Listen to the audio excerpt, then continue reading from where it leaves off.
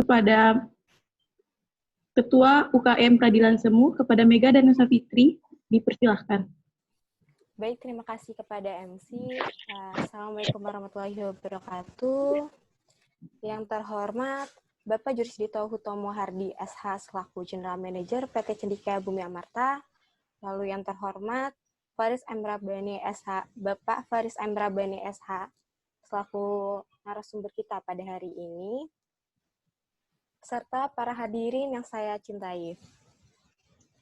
Tidak luput kita panjatkan puji syukur kehadirat Allah Subhanahu wa Ta'ala, karena berkat rahmat dan hidayahnya kita semua diberi kesehatan dan dapat berkumpul pada siang hari ini.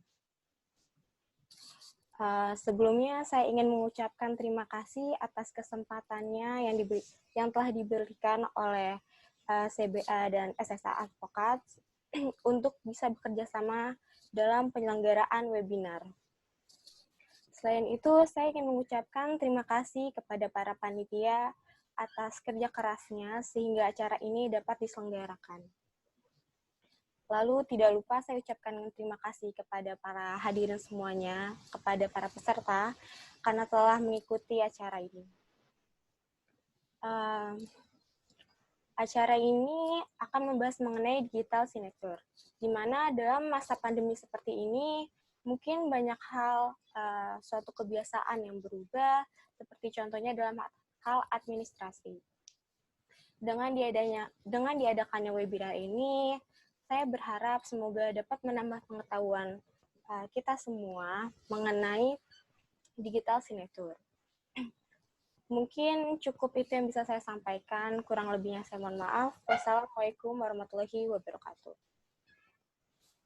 Waalaikumsalam warahmatullahi wabarakatuh. Terima kasih kepada Saudari Mega. Selanjutnya, mari kita dengarkan sambutan dari General Manager PT Cendekia Bumi Amarta. Yang terhormat Bapak Jurisdito Hutomo Hardi, dipersilahkan. Baik, sebelumnya Assalamualaikum warahmatullahi wabarakatuh. Shalom, Om Swastiastu, Namo Buddhaya. Perkenalkan, nama saya Jurisdito Hutomo Hardi. Di sini saya berperan sebagai General Manager dari PT Cendekia Bumi Amarta.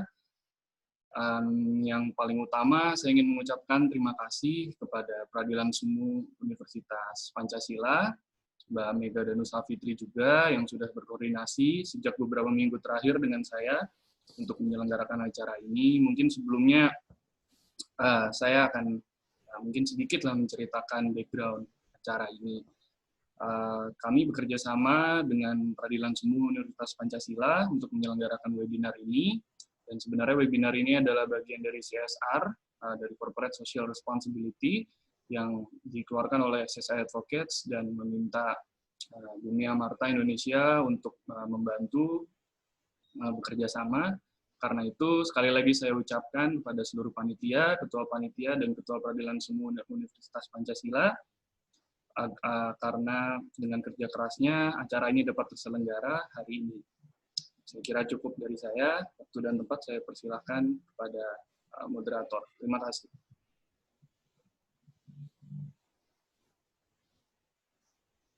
Terima kasih kepada Bapak Jurisdito Hutomo Hardi. Baik, untuk sesi selanjutnya saya serahkan kepada moderator, kepada Saudara Aji Hadasna Putra, disilahkan. Assalamualaikum warahmatullahi wabarakatuh. Shalom, Om Swastiastu, Namo Buddhaya. Perkenalkan, nama saya Aji Hadasna Putra. Di sini saya berperan sebagai moderator pada webinar kita pada siang hari ini. Di sini juga kita telah kedatangan pemateri, yaitu Bang Faris Muhammad Rabbani, SH. Beliau merupakan asosiat dari SSA Advocates. Sebelum memulai pemberian materi pada hari ini, saya akan membacakan CV dari pemberi materi kita pada hari ini, yaitu Bang Faris Muhammad Rabbani. Bang Faris merupakan lulusan dari Universitas Trisakti, di mana dia mengambil jurusan pada praktisi hukum yang dia pilih sebagai background dia. Tapi sekarang tidak hanya terpaku pada jurusannya, dia juga fokus pada transaksi komersial, kontrak drafting, konstruksi minyak dan gas, dan juga hukum keluarga. Dia aktif di Peradilan Semu. Dia juga berpartisipasi beberapa kali sebagai ketua delegasi dalam kompetisi peradilan semu, yang mana membuat dia mengetahui lebih banyak tentang ketentuan hukum dan juga pengalaman sebelum bergabung dengan Suhardi Sumarliono dan Asosiat. Dia juga bekerja sebagai pembela umum di Lembaga Bantuan Hukum Layanan Advokasi Keadilan Seluruh Indonesia, dan juga project manager di PT Prastika Insan Cita sebelum bergabung dengan Suhardi Sumarjono dan Asosiat. Dalam publikasinya, dia juga berkontribusi dalam praktisi hukum, Q&A praktisi hukum tentang pemulihan hutang dagang untuk bagian resolusi perselisihan lintas batas di bawah Thomson Reuters Practical Law. Dengan semua pengalamannya, dia dikenal sebagai orang yang bertanggung jawab, bisa dipercaya, menjunjung tinggi profesionalitas dalam memberikan pelayanan kepada klien, dan dia juga sekarang sedang mengambil program S2 Bisnis Hukum di Universitas Gadjah Mada. Dipersilakan kepada Bang Faris untuk memberikan materi yang akan disampaikan pada webinar di Digital Signature pada siang hari ini. Dipersilakan, Bang. Ya. Oke, terima kasih Mas Aji selaku moderator. Nah, langsung kita mulai. Assalamualaikum warahmatullahi wabarakatuh. Shalom, Om Swastiastu, Namo Buddhaya. Selamat siang kawan-kawan peradilan semu Universitas Pancasila.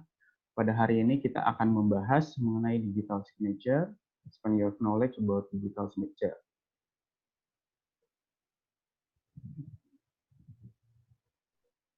Oke. Sebelumnya perkenalkan, tadi juga mungkin sudah dijelaskan oleh moderator, saya Faris Muhammad Robani, saya associate pada SSA Advocates, di mana praktis area saya adalah corporate dan komersial dan juga konstruksi. Ini tadi sudah diperkenalkan oleh Bapak moderator, kita langsung lanjut ke materi saja ya.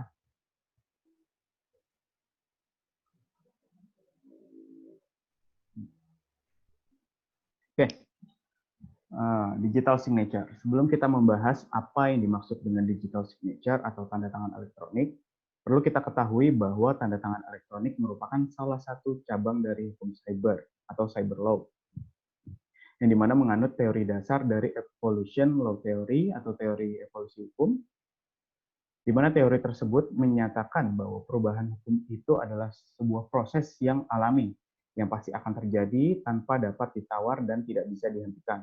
Atau dengan kata lain, hukum akan selalu mengikuti setiap perkembangan zaman, termasuk teknologi. Di sini saya memberikan beberapa contoh hal-hal apa saja yang tadinya berupa perbuatan hukum yang dilakukan secara fisik, namun sekarang sudah berubah menjadi suatu perbuatan hukum yang dilakukan secara elektronik. Seperti perjanjian baku, di sana berevolusi menjadi terms and conditions. Pencurian biasa yang tadinya dilakukan secara fisik juga bisa berevolusi menjadi pencurian data pribadi. Kemudian ada bullying, telah berevolusi menjadi cyberbullying. Seperti komentar-komentar netizen kan itu termasuk bisa dikatakan sebagai cyberbullying. Kemudian uang sebagai alat pembayaran juga telah berevolusi, di sini menjadi uang elektronik. Lalu ada seperti penerobosan pekarangan, itu berevolusi menjadi penerobosan sistem komputer atau biasa dikenal dengan hacking atau cracking. Lalu selanjutnya ada tanda tangan profesional, tanda tangan basah, yang kini telah berubah menjadi tanda tangan elektronik. Dan masih banyak perbuatan biasa yang tadinya dilakukan secara fisik, namun setelah berkembangnya kemajuan teknologi dapat dilakukan secara elektronik.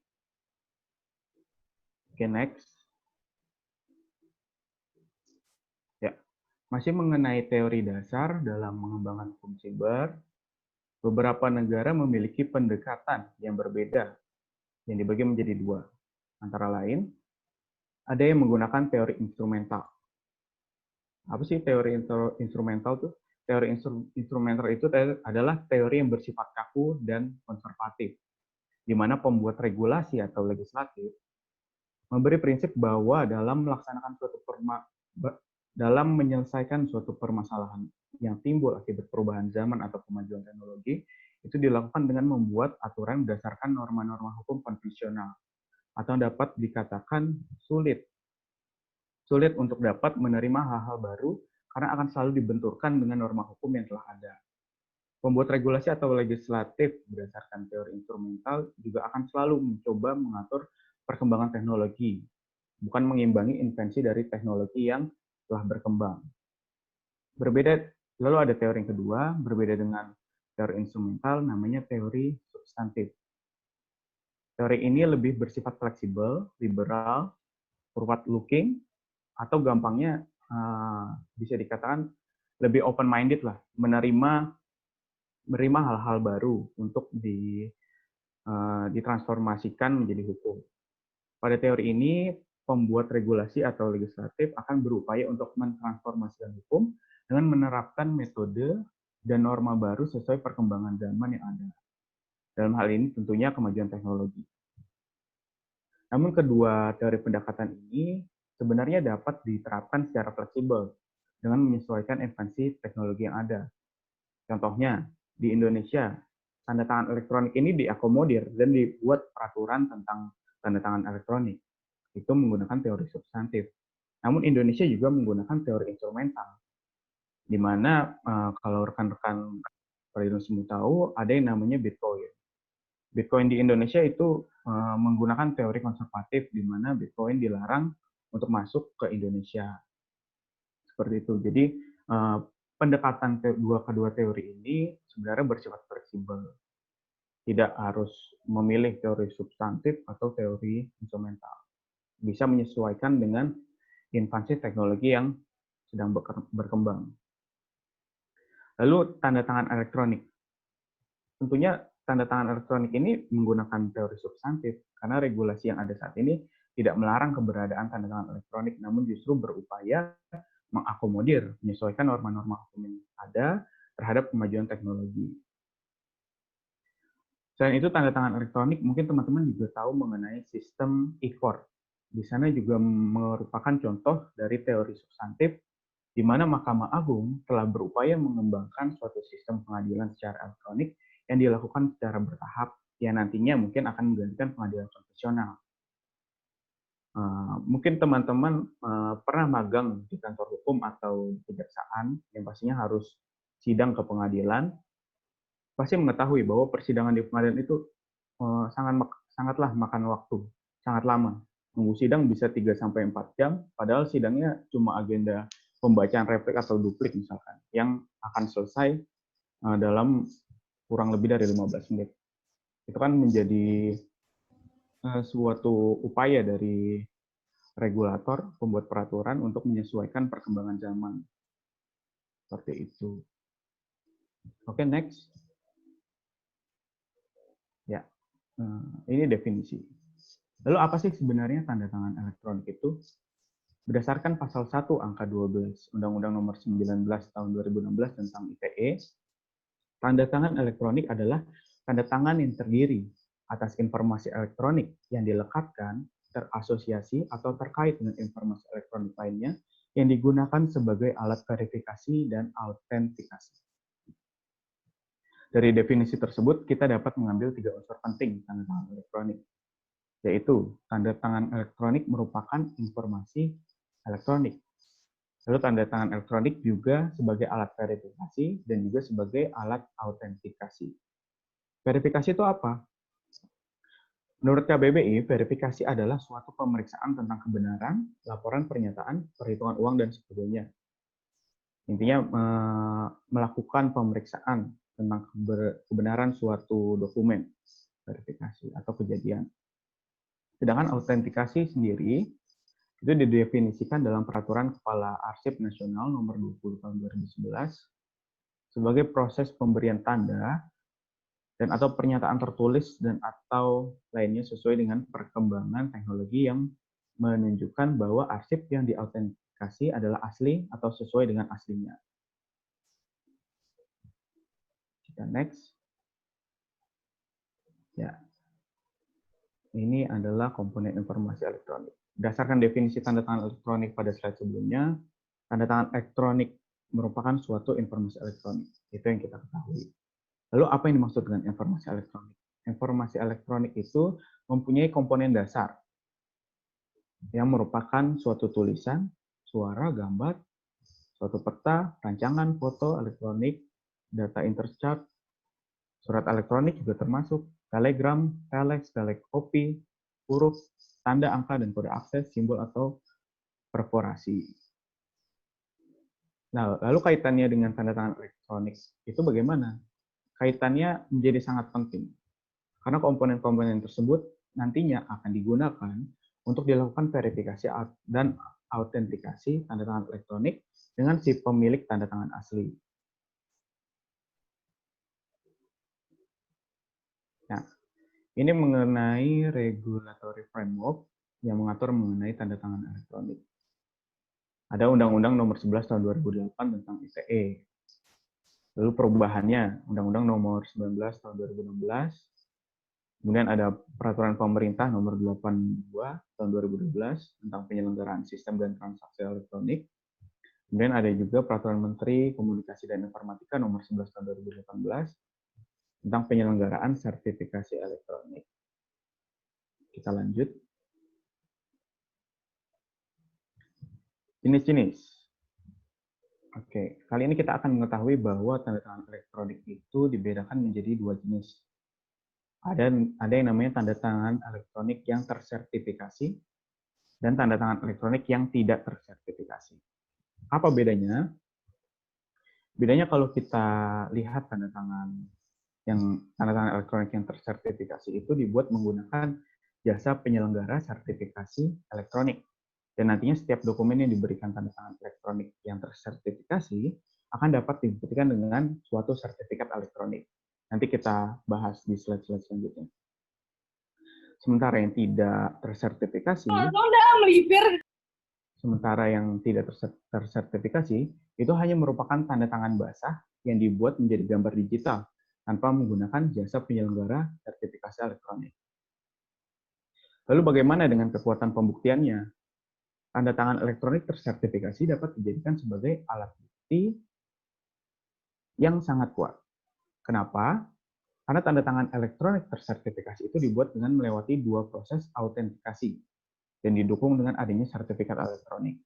Sedangkan yang tidak tersertifikasi tetap dapat dijadikan sebagai alat bukti, namun kekuatan pembuktiannya dapat dikatakan relatif lebih lemah karena dapat dibantah dan dari segi keamanannya pun sendiri dapat sangat rentan untuk diubah atau dipalsukan dengan mudah. Kita lanjut. Nah, ini adalah beberapa lembaga penyelenggara sertifikasi elektronik. Yang pertama ada lembaga pemerintahan, yaitu Badan Siber dan Sandi Negara atau BSSN. Biasanya BSSN itu untuk sertifikasi dan pengecekan tanda tangan elektronik para pejabat pemerintah. Kemudian ada PRIOResign. Ini juga merupakan penyelenggara sertifikasi elektronik berupa BUMN yang membuat tanda tangan elektronik di PRIOResign dapat jika ingin mengajukan pendaftaran tanda tangan elektronik ke PRIOResign itu bisa langsung kita ke kantor pusatnya. Kemudian ada lembaga swasta. Yang dua ini adalah lembaga negara dan BUMN, kemudian ada yang swasta.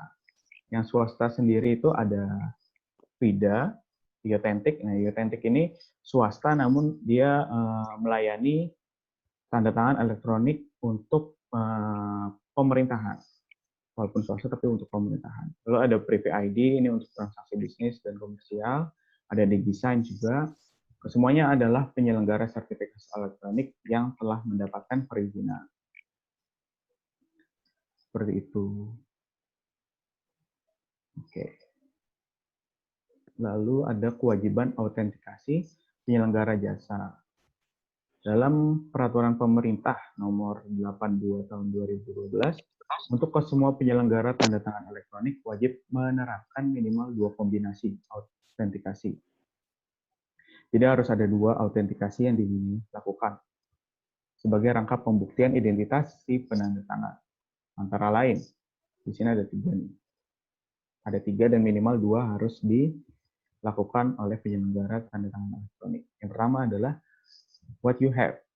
atau sesuatu yang dimiliki secara individu, seperti KTP, NPWP, SIM, dan sebagainya. Itu kan pasti tiap-tiap orang mempunyai KTP yang berbeda-beda.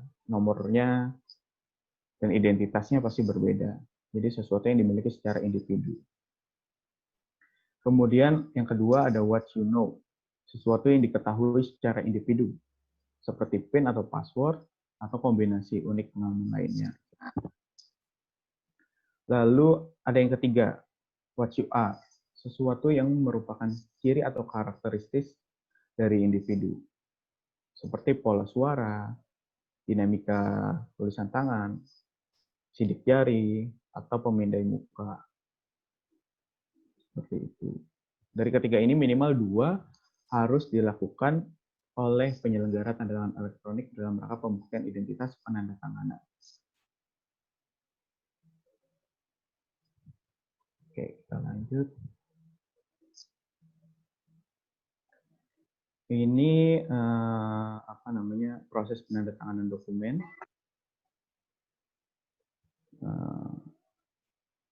Jadi bagaimana sih kita menandatangani suatu dokumen dengan tanda tangan elektronik? Pada slide ini kita akan membahas mengenai proses penandatanganannya. Di sini pada slide ini saya menggunakan penyelenggara sertifikat elektronik yaitu Privy ID karena lumayan mudah untuk proses pembuatan dan penandatanganannya. Maka pertama tentunya kita harus mendaftarkan tanda tangan elektronik kita pada Privy ID dengan memberikan faktor autentikasi sebagaimana yang telah saya jelaskan sebelumnya, berupa identitas diri, membuat password atau PIN, serta membuat username.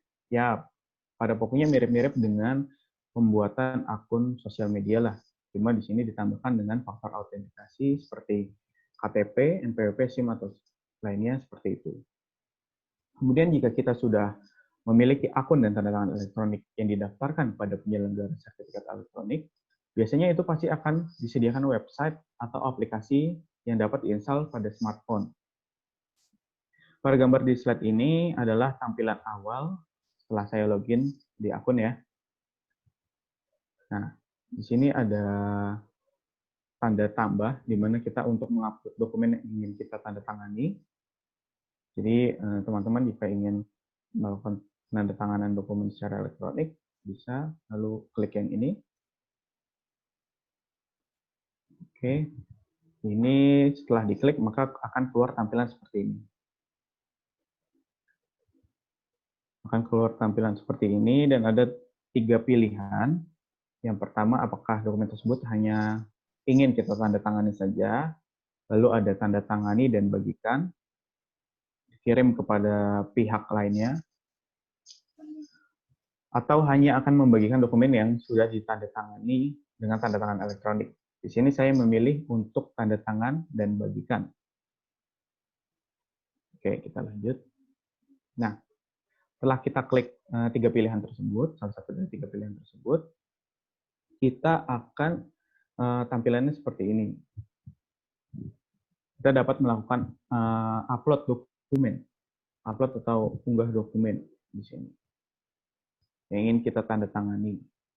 Dan pastinya formatnya harus dalam format berupa Word atau PDF.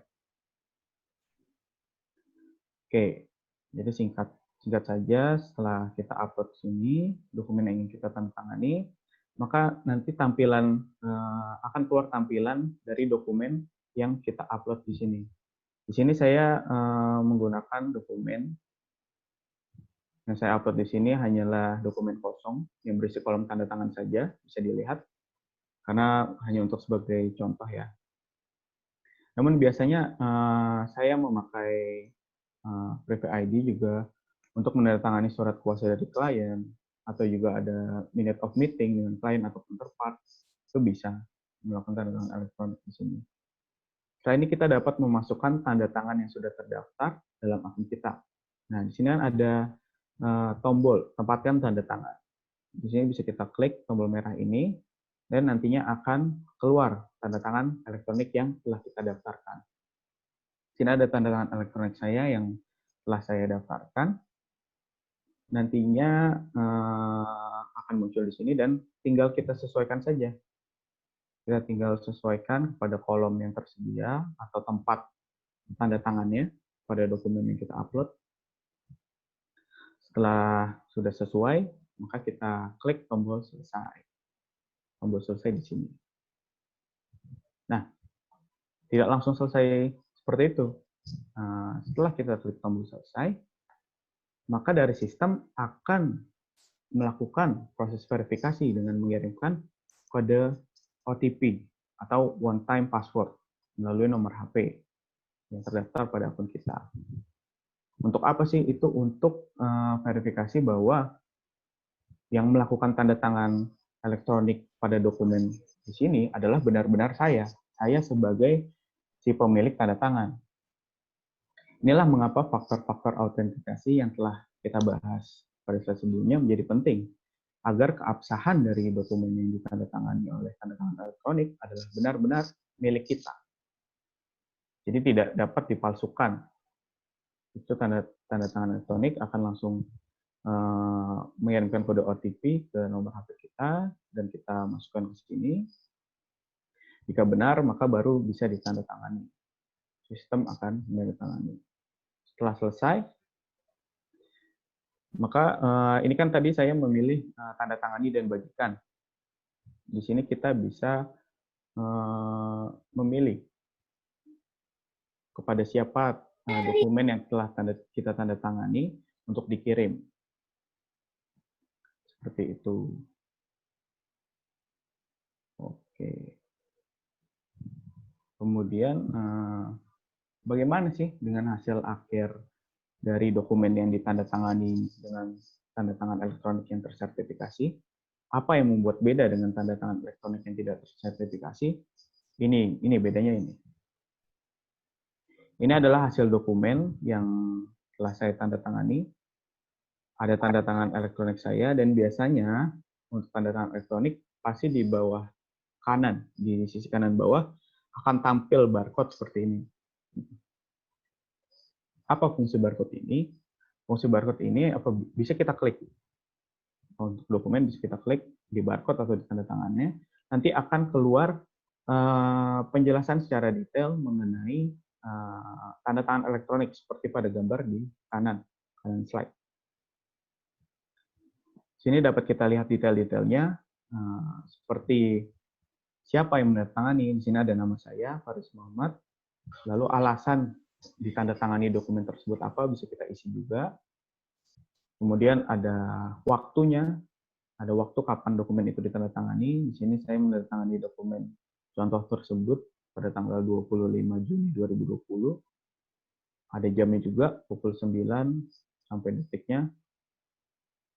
Kemudian ada juga keterangan mengenai lokasi dokumen itu ditandatangani. Karena ini menggunakan aplikasi dari Privy ID, maka keterangan tempat yang tertera pada penjelasan tanda tangan elektronik di sini adalah kantor pusat Privy ID, seperti itu. Jika kita menggunakan BSSN juga di sini tulisnya Badan Sandi Negara BSSN, atau dari ProResign di sini lokasinya pasti bakal dari ProResign, seperti itu. Kemudian di sini ada tulisan Show Certificate. Nantinya jika kita klik di sini, maka akan keluar identitas saya dan keterangan mengenai jangka waktu berlakunya tanda tangan elektronik tersebut. Biasanya tanda tangan elektronik pada dokumen yang ditandatangani itu terdapat jangka waktu 1 tahun minimal. Jadi akan berlaku setelah lewat 1 tahun setelah dokumen itu ditandatangani dari tanggal yang ada di sini, maka bisa dikatakan tanda tangan tersebut sudah tidak berlaku lagi. Sementara kalau tanda tangan elektronik yang tidak tersertifikasi, maka tidak akan ada nih gambar barcode seperti ini di sisi kanan bawah. Karena tanda tangan yang tidak elektronik yang tidak tersertifikasi itu sama saja seperti gambar atau foto biasa yang kita masukkan kepada dokumen. Tidak akan ada keterangan mengenai tanda tangan elektronik sampai sertifikatnya itu pasti tidak ada, karena hanya berupa informasi elektronik seperti gambar atau foto atau video biasa, seperti itu. Oh, jadi seperti itu proses penandatanganan dokumen dengan tanda tangan elektronik yang tersertifikasi. Teman-teman sudah pada tahu ya. Kemudian selanjutnya mengenai kekuatan dan akibat hukum dari tanda tangan elektronik. Bisa kita lihat pada slide. Berdasarkan Peraturan Pemerintah Nomor 82 Tahun 2012, menyatakan syarat-syarat yang harus dipenuhi agar tanda tangan elektronik dapat memiliki kekuatan hukum. Antara lain, dapat membuat tanda tangan elektronik hanya terkait dengan penandatanganan. Data pembuatan tanda tangan elektronik hanya terkait kepada penandatangan, tidak dapat double possession. Maksudnya apa? Setiap informasi elektronik yang melekat pada tanda tangan elektronik haruslah dimiliki secara tunggal. Jadi tanda tangan elektronik saya yang tadi itu, yaitu dari akun saya aja, punya saya aja. Dan dibuktikan dengan faktor autentikasi yang minimal diterapkan 2, seperti yang sudah kita bahas. Kemudian yang kedua, data pembuatan tanda tangan elektronik pada saat proses penandatanganan hanya berada dalam kekuasaan penandatanganannya. Tidak dapat dikuasakan kepada orang lain, tidak dapat tidak dapat didistribusikan penandatanganannya. Artinya di sini adalah saat melakukan penandatanganan dokumen menggunakan tanda tangan elektronik, itu tidak dapat dikuasakan kepada orang lain, karena harus kita sendiri untuk melakukan penandatanganan dokumen dengan tanda tangan elektronik. Akibatnya apa sih kalau misalkan itu dikuasakan atau didistribusikan penandatanganannya?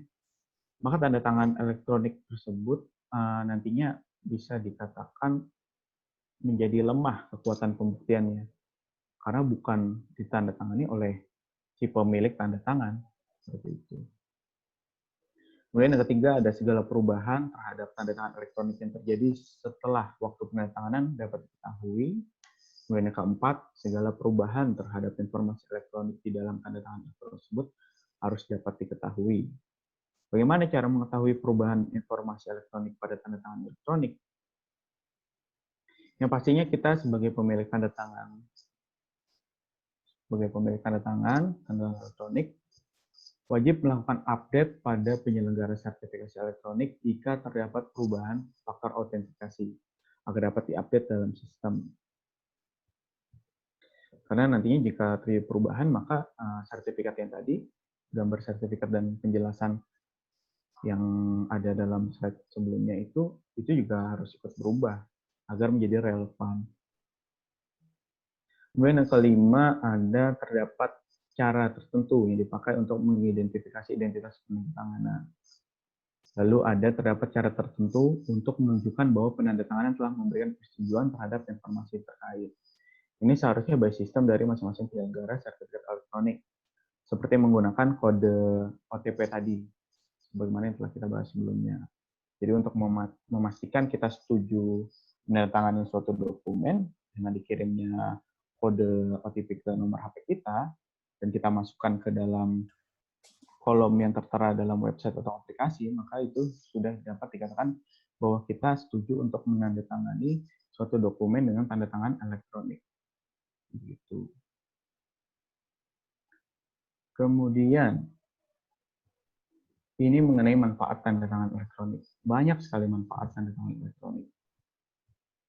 Terutama dalam situasi COVID seperti sekarang. Ada banyak, ada 5 di sini saya tulis. Yang pertama mengenai cost efficiency. Karena tanda tangan elektronik tidak membutuhkan kertas, tinta, pulpen, atau sarana lain yang dibutuhkan dalam tanda tangan fisik. Jadi ya pasti lebih murah karena dilakukan secara digital, hanya bermodalkan kuota internet. Seperti itu. Lalu yang kedua, ada time efficiency. Kenapa time efficiency? Karena fungsi efektivitas yang memungkinkan kita sebagai penyelenggara tanda tangan elektronik melakukan penandatanganan dokumen dari mana saja, dan itu legal secara hukum. Saya bisa melakukan tanda tangan dokumen suatu perjanjian atau surat kuasa tanpa harus bertemu dengan pihak lainnya. Saya bisa menandatangani dokumen tersebut dari rumah saja melalui aplikasi atau website yang disediakan oleh penyelenggara sertifikasi elektronik. Jadi memang lebih mudah dan lebih bermanfaat dari sisi time efficiency. Kemudian legally binding dan legally authorized. Sebagaimana dijelaskan sebelumnya, bahwa tanda tangan elektronik diakui dalam rangka melegitimasi suatu hubungan hukum atau peristiwa hukum hingga dijadikan alat bukti apabila terjadi sengketa. Itu bisa dijadikan sebagai alat bukti nantinya. Sah secara hukum. Kemudian yang keempat, safety guarantee. Karena setiap tanda tangan elektronik harus melewati proses verifikasi dan autentikasi, lebih jauh PP 82 2012 mewajibkan 2 autentikasi yang kita sudah bahas di slide sebelumnya. Kemudian yang terakhir ada eco-friendly. Dalam penerapannya tanda tangan elektronik kan tidak butuh ya kertas, jadi hanya ya paling device berupa laptop atau HP dan internet. Jadi tidak butuh kertas, yang mana kertas berasal dari lingkungan, dari pohon, sehingga tidak membuat limbah kertas nantinya atau penambangan pohon seperti itu. Jadi pada pokoknya tanda tangan elektronik itu sangatlah bermanfaat, terutama di situasi seperti sekarang, karena begitu banyak yang dapat kita ambil manfaatnya. Seperti itu. Oke, ini slide terakhir. Ini sudah selesai materinya. Sekian materi digital signature yang dapat saya sampaikan. Pastinya ini dapat bermanfaat untuk kawan-kawan semua. Selebihnya saya kembalikan kepada Mas Aji, selaku moderator. Silakan, Mas. Baik, terima kasih Bang Faris. Baiklah, kemudian setelah penyampaian materi akan dibuka sesi tanya jawab. Untuk sesi pertama akan dibuka 3 pertanyaan terlebih dahulu. Kepada teman-teman yang ingin bertanya bisa dilakukan di chat box yang telah tersedia ataupun langsung bertanya di Zoom ini. Kita akan menunggu 3 pertanyaan pertama. Dipersilahkan kepada teman-teman yang ingin bertanya.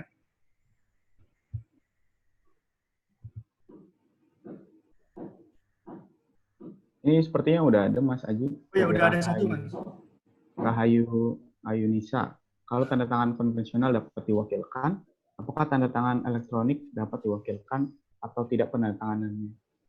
Jadi konsepnya itu bukan, kalau konvensional itu kan diwakilkan, tapi tanda tangannya tanda tangan orang yang mewakili, bukan tanda tangan kita. Jadi berbeda konsepnya mewakili penandatanganan dengan mewakili tanda tangan elektronik. Tanda tangan elektronik itu adalah milik kita, tapi tidak bisa diwakili oleh orang lain. Kalau ingin mewakili penandatanganan dalam dokumen, ya diwakili, tapi dengan tanda tangan elektronik si terwakil atau seseorang yang diberi kuasa.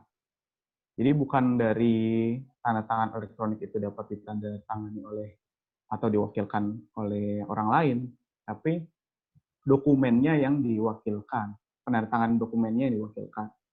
Seperti itu.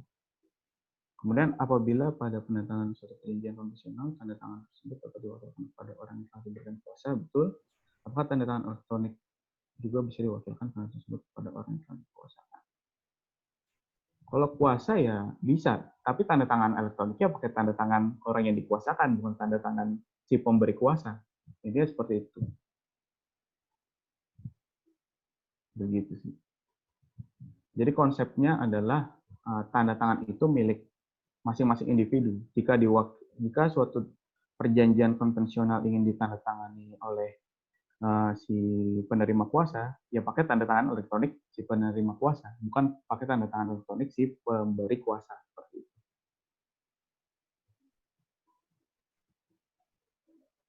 Oke. Pertanyaan dari Rautami Ayunisa mungkin telah terjawab tadi oleh Mas Faris. Kepada teman-teman yang lain yang ingin bertanya, dipersilakan.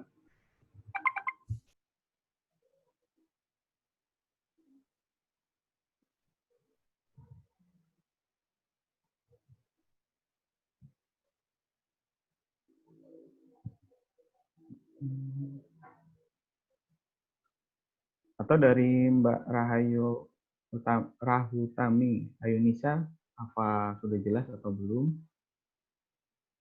Bisa kita diskusikan lagi.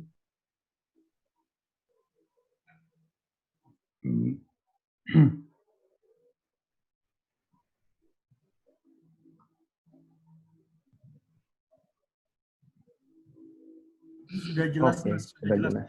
Siap.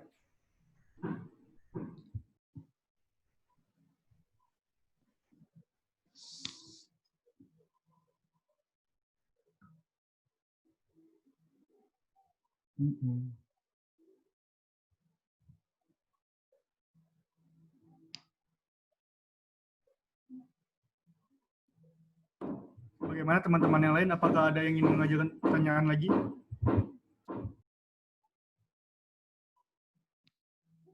Atau mungkin materinya sudah cukup jelas.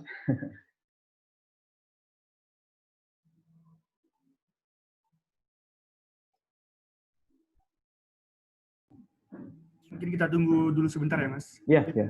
Mungkin ada masih memikirkan pertanyaan. Ya.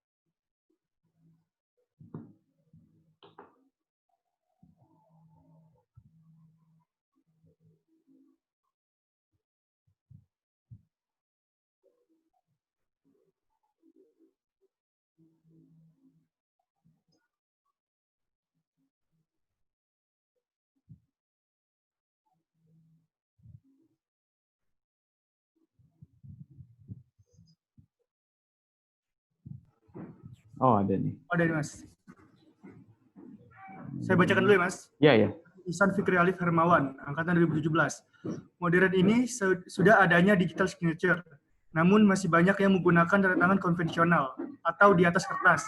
Menurut Mas, apa yang mendasari setiap orang yang tetap atau masih menggunakan tanda tangan konvensional?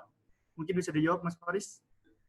Mungkin dari segi sosialisasi dan juga jika tidak ada halangan seperti pandemi saat ini, lebih apa ya?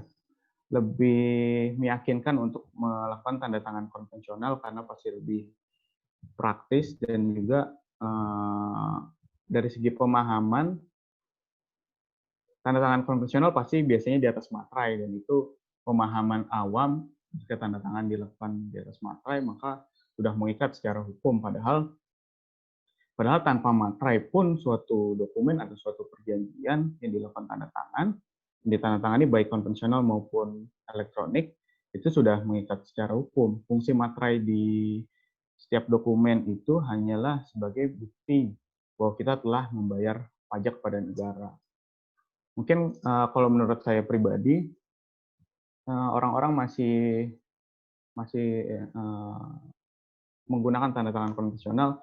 Pertama, jika situasinya tidak pandemi seperti ini, pasti akan lebih praktis dan lebih cepat prosesnya. Kemudian yang kedua itu mengenai kekuatan hukum bahwa tanda tangan yang dilakukan secara konvensional dan di atas materai pasti memiliki kekuatan hukum yang lebih kuat. Padahal nyatanya sama saja seperti itu.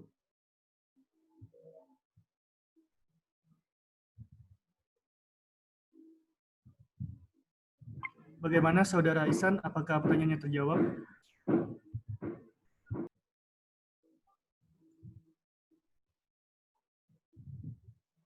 Oke. Ya, terima kasih. Untuk pertanyaan yang lainnya dipersilahkan apabila ada yang bertanya.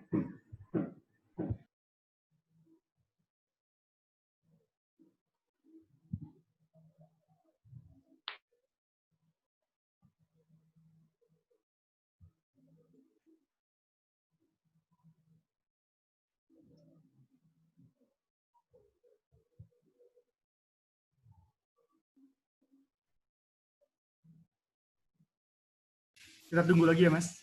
Iya, kita santai aja dulu.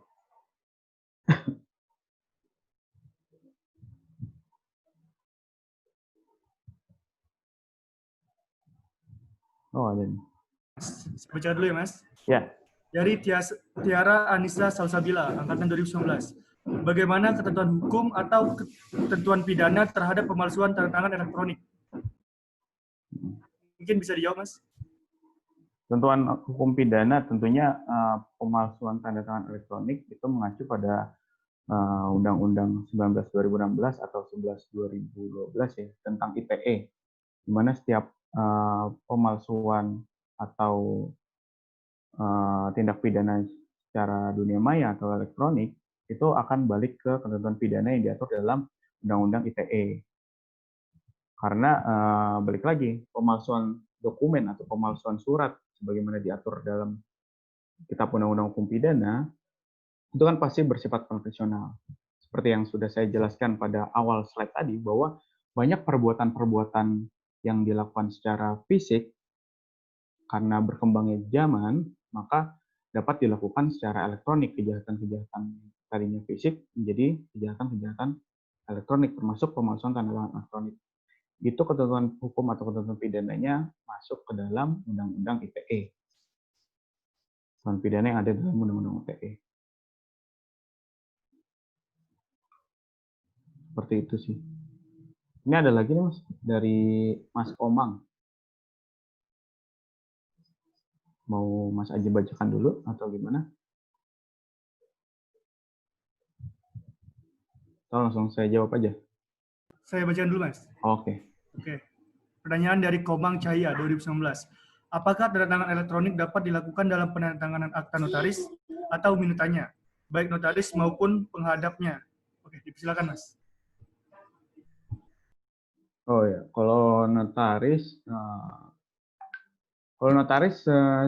sepengalaman saya sih sepertinya belum dapat ya dilakukan dengan tanda tangan elektronik, apalagi terhadap akta dan minutanya, karena itu di notaris sendiri ada kode etik dan peraturan-peraturan yang menyatakan bahwa format akta atau minuta yang dikeluarkan oleh notaris itu ada formatnya dan ada ketentuan-ketentuan secara khusus. Sepengetahuan saya sih harus ditandatangani secara konvensional kalau akta atau minuta dari notaris. Karena terkait dengan kode etik notaris sepertinya.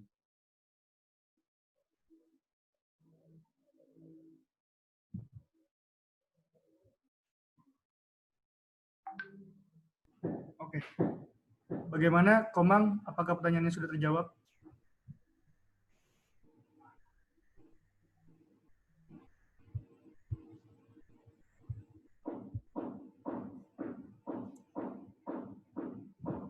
Mas, mungkin kita lanjut ke pertanyaan selanjutnya dulu ya, Mas. Oke. Dari Septo Gultom, angkatan 2019. Seperti apa sih tanda tangan digital itu? Apakah konsepnya sama dengan user atau password? Atau gabungan keduanya, plus dengan image? Mohon dijawab, Mas. Ya, konsepnya itu sebenarnya pasti disediakan akun yang ada username atau password. Makanya tadi saya bilang pembuatan tanda tangan atau akun dari penyelenggara sertifikasi elektronik itu sebenarnya mirip dengan pembuatan akun sosial media seperti Instagram, Facebook, dan lain-lain, di mana menyantumkan nama atau ya pokoknya identitas dan password juga di sana. Namun yang membedakan di sini harus dilakukan faktor autentikasi, seperti dimasukkan dengan nomor KTP, SIM, atau identitas yang diakui secara hukum Indonesia. Jadi gabungan keduanya plus dengan image. Betul. Jadi ada gambar yang jadi kita tanda tangan image, dan nantinya itu digabungkan dengan autentikasi berupa identitas, password, dan lain-lain. Nantinya akan keluar sertifikat sebagaimana yang tadi ada di slide. Seperti itu. Gitu sih, Mas Septo Gultom.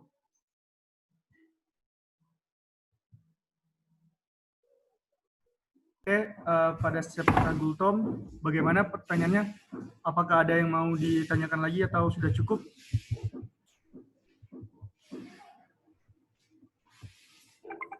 Oke, Mas ada pertanyaan satu lagi, Mas. Kita lanjut satu lagi dulu ya, Mas. Dari Teguh Fatur, Angkatan 2019.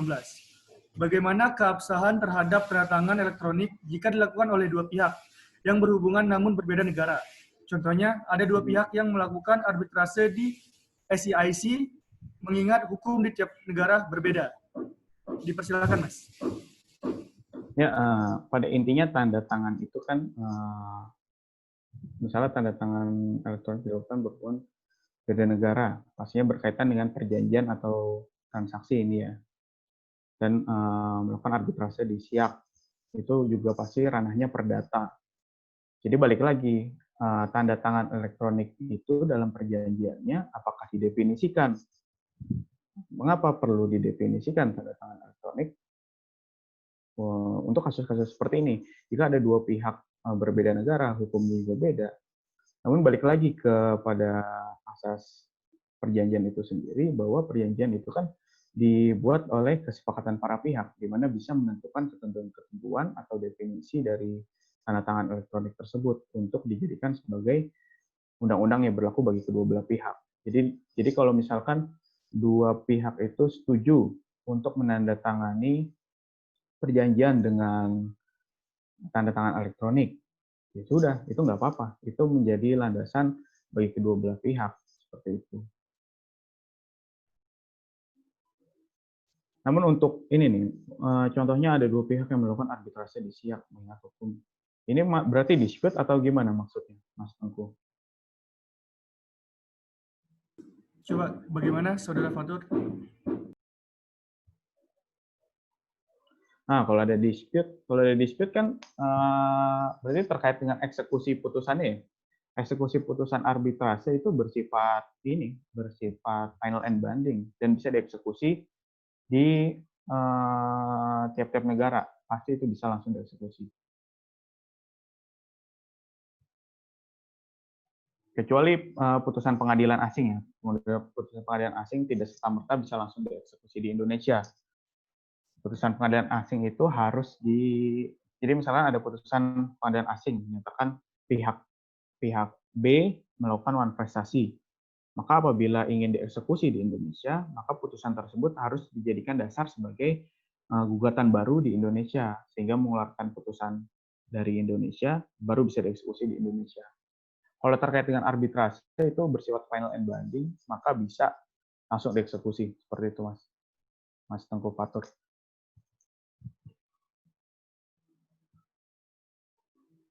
Oke, mungkin untuk Saudara Fatur terjawab pertanyaannya. Oke, siap. Banyak banget oke-nya. Semangat banget dia, Mas. Iya. Kita lanjut lagi, Mas, pertanyaan selanjutnya ya, Mas. Oke. Dari Siti Aulia Azhara, Angkatan 2019. Bagaimana cara kita mengetahui tanda tangan elektronik itu asli atau palsu? Dipersilakan, Mas. Oke. Jadi, balik lagi, tanda tangan elektronik kan tadi ada dua. Ada yang tersertifikasi atau tidak tersertifikasi. Kalau tersertifikasi, kita bisa lihat pada barcode. Ini, saya balik ke slide deh. Nah, ini dia. Jadi di sini ada tanda tangan elektronik yang tersertifikasi. Untuk mengetahui asli atau palsunya tentunya di sini. Setelah kita klik barcode atau tanda tangannya, maka akan keluar penjelasan atau sertifikat elektronik, tanda tangan elektronik yang menyatakan bahwa itu ditandatangani oleh siapa, alasan ditandatanganinya apa, tanggal penandatanganannya, lokasi penandatangannya. Apabila sudah relevan dengan pihak yang melakukan penandatanganan, maka itu bisa dikatakan asli. Namun akan sulit jika tanda tangan elektronik itu tidak tersertifikasi, karena tanda tangan elektronik yang tidak tersertifikasi tidak ada ini penjelasan terkait dengan detail-detail seperti ini, hanya berupa gambar berupa format JPEG atau PNG. Nah, itu setiap orang bisa melakukannya. Tanda tangan saya tadi di capture, di crop, terus buat tanda tangan dokumen, itu bisa aja. Cuma kan itu maksudnya tidak tersertifikasi dan kekuatan pembuktiannya sangatlah lemah. Bisa langsung saya bantah jika dipalsukan. Gitu sih, Mbak Siti Aulia.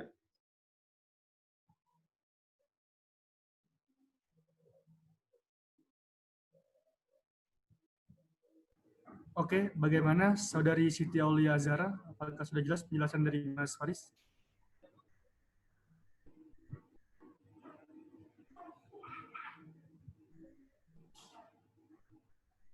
Kepada teman-teman yang ingin bertanya lagi, dipersilahkan ya. Masih dibuka sesi untuk tanya jawab. Sudah cukup, Mas. Terima kasih. Oke, siap.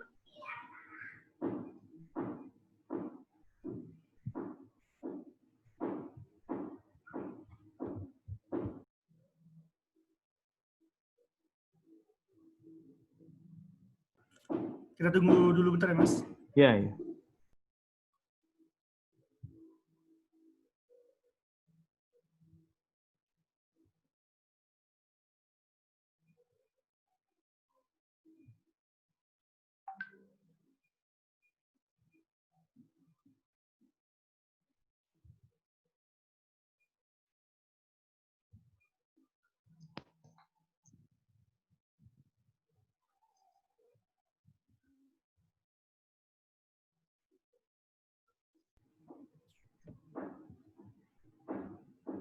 Oke, Mas. Mungkin untuk hari ini itu aja ya, untuk pertanyaannya ya. Mungkin kepada teman-teman yang ingin bertanya lagi, apabila mereka malu bertanya di sini, mungkin bisa langsung chat Masnya aja gitu. Iya, Mungkin bisa. Mas bisa memberikan kita nomor atau emailnya, Mas. Jadi kita bisa bertanya langsung gitu. Iya, buat nomor atau email udah saya cantumkan di materi ya. Nanti materi akan di-share oleh dari panitia. Ini ada nomor telepon saya, atau bisa langsung ke Instagram SSA_advocates, atau ke Instagram, DM Instagram CBAI juga bisa, Bumi Amarta Indonesia. Langsung aja, kalau mau diskusi, mau apa, kita terbuka. Baik. Itu. Para teman-teman yang ingin berdiskusi lebih lanjut, mungkin bisa mengabarkan ke nomor tersebut yang seperti Mas Faris sampaikan sebelumnya. Baiklah, sebelum menutup sesi tanya jawab pada hari ini, saya akan menutup sesi pertanyaan pada hari ini. Kemudian sebelum menutup sesi materi pada hari ini, saya akan membacakan kesimpulan dari materi yang disampaikan oleh Mas Faris tadi. Bismillahirrahmanirrahim. Digital signature merupakan salah satu cabang dari cyber law yang mana berevolusi sesuai dengan perkembangan zaman. Dalam mengembangkan cyber law sendiri, ada dua pendekatan, yaitu dengan pendekatan teori instrumental dan teori substantif. Di Indonesia sendiri, menggunakan kedua teori tersebut sesuai dengan situasi dan kondisi. Tanda tangan elektronik adalah tanda tangan yang terdiri atas informasi elektronik yang dilekatkan, tersosialisasi, atau terkait dengan informasi elektronik lainnya yang digunakan sebagai alat verifikasi dan autentikasi. Digital signature diatur dalam Undang-Undang Nomor 11 Tahun 2008 dan terusannya.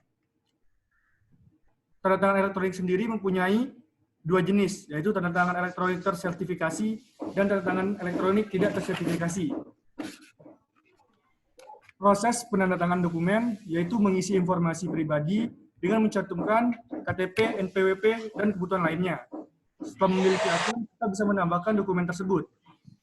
Setelah dokumen diupload, maka akan keluar tampilan dokumen tersebut dan bisa kita masukkan tanda tangan kita. Kemudian harus mengautentikasi bahwa kita yang melakukan penandatangan tersebut. Kita juga dapat memilih kepada siapa bisa mengirimkan dokumen tersebut. Kemudian untuk manfaat-manfaat dari tanda tangan elektronik adalah sebagai berikut, yaitu tanda tangan elektronik bersifat cost efficiency, time efficiency, legally binding, and legally authorized, safety governmented, and eco-friendly. Mungkin itu untuk kesimpulan dari webinar kita pada hari ini. Kemudian untuk para peserta, jangan lupa mengisi kuesioner lewat grup line yang akan diberikan oleh panitia.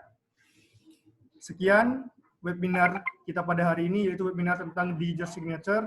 Bila ada salah kata dari kami, panitia atau penyampai materi, mohon dimaafkan. Wabillahi wal taufiq wal hidayah. Wassalamualaikum warahmatullahi wabarakatuh. Waalaikumsalam warahmatullahi wabarakatuh.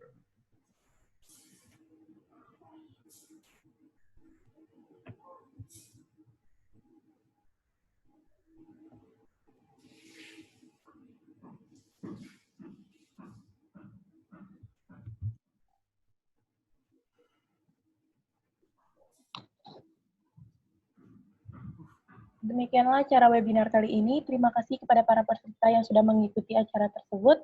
Wabillahi taufiq wal hidayah. Wassalamualaikum warahmatullahi wabarakatuh.